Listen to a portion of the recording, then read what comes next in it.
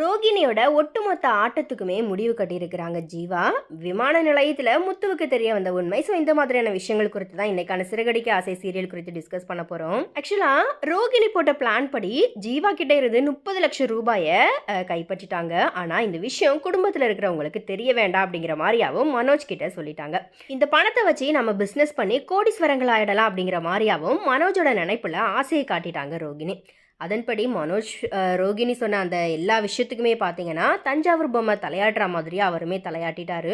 அடுத்ததாக வீட்டுக்கு வந்த ரோகிணியும் மனோஜும் கை நிறைய புது ட்ரெஸ்ஸஸை வாங்கிட்டு வந்து அண்ணாமலை என் விஜயா கிட்ட கொடுக்குறாங்க. அதாவது என்னோட அப்பா மனோஜ் பிஸ்னஸ் பண்ணணும் அப்படிங்கிறதுக்காக 15 லட்சம் ரூபாய் கொடுத்துருக்கிறாரு, இந்த மாதிரியா ரோகிணி சொல்கிறாங்க. உடனே முத்து அவர் தான் ஜெயிலில் இருக்கிறாரே, எப்படி அனுப்புனாரு, இந்த மாதிரியா கேள்வி கேட்குறாங்க. அதுக்கு ரோகிணி அவருக்கு தெரிஞ்ச ஃப்ரெண்டு மூலியமாக என்னோட மாமாவுக்கு அனுப்பியிருக்கிறாரு, இந்த மாதிரியா ரோகிணி வந்துட்டு ஏதோ சொல்லி சமாளிச்சிடுறாங்க. அத்தோட இப்போது 15 லட்சம் ரூபாயை அனுப்பிட்டு வியாபாரத்தையும் தொடங்க சொல்லியிருக்கிறாரு, இந்த மாதிரியாவும் ரோகிணி சொல்கிறாங்க. அதுக்கப்புறமா மறுபடியும் மாமா மூலியமாக 15 லட்சம் ரூபாய் அனுப்பிடுறேன், இந்த மாதிரியாவும் சொல்லியிருக்கிறாரு. இந்த மாதிரியா பொய் மேலே பொய் சொல்லி வீட்டில் இருக்கிறவங்க எல்லாரையுமே ரோகிணி நம்ப வச்சிடுறாங்க. இதை கேட்ட முத்து இதெல்லாம் நம்புற மாதிரியே இல்லை, இந்த மாதிரியா சொல்கிறாரு. உடனே முத்து எங்கள் அப்பா கிட்ட இருந்து பணத்தை திருடிட்டு போன மனோஜோட கையில் இப்போ இருக்க 15 லட்சம் ரூபாயை எங்கள் அப்பா கிட்ட திருப்பி கொடுத்துட சொல்லு, இந்த மாதிரியா சொல்கிறாரு. உடனே அண்ணாமலை இது ரோகிணியோட அப்பா பணம், அது நம்மளுக்கு தேவையில்லை, இந்த மாதிரியா சொல்லி வேண்டான்னு சொல்லி அதை மறுத்துடுறாரு. இதை கேட்டதை விஜயா ரொம்பவே சந்தோஷத்தில் குஷியாயிடுறாங்க. இதை தொடர்ந்து அடுத்ததாக வரப்போகிறது என்ன அப்படின்னா, ஜீவா கனடா போகிறதுக்காக முத்துவுக்கு ஃபோன் பண்ணி ட்ராப் பண்ணுறதுக்கு கூப்பிடுறாங்க. முத்துவும் ஜீவாவை கூட்டிகிட்டு ஏர்போர்ட்டில் விட போகிறாரு. அங்கே இறங்கினதும் ஜீவா என்கிட்ட கையில் பணம் இல்லை, நான் ஜிபிஏ பண்ணிடுறேன், இந்த மாதிரியா முத்துவுக்கு ஜிபிஏ பண்ணுறாங்க. ஆனால் முத்துவோட அக்கௌண்ட்டில் ஏதோ பிரச்சனை இருக்கிறதுனால பணம் ட்ரான்ஸ்ஃபர் ஆகாமல் போயிடுறது.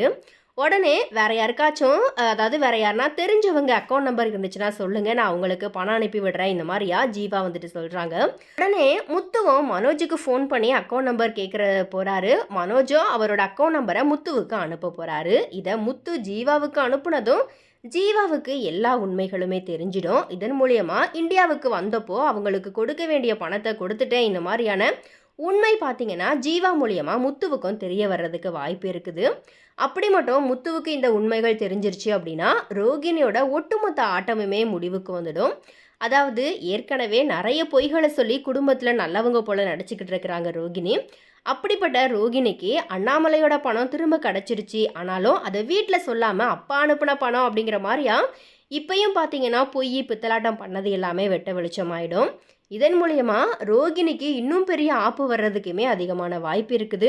ஆனால் இதன்படி கதை நகர்ந்துச்சு அப்படின்னா மட்டும்தான் பார்க்குறவங்களினுடைய சுவாரஸ்யம் இன்னும் அதிகரிக்கும்.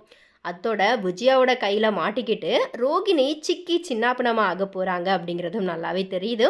அண்ட் இது எல்லாமே ஜீவா ஏர்போர்ட்டில் வச்சு சொல்ல போகிற அந்த உண்மையில் தான் இருக்குது. ஸோ அது உண்மையிலே நடக்க போகுதா, இல்லை அதுலேயும் டேரக்டர் எதனா ட்விஸ்ட் வச்சு எப்போதும் போலவே ரோகிணியை காப்பாற்ற போகிறாரா அப்படிங்கிறத நம்ம வெயிட் பண்ணி பார்க்கலாம்.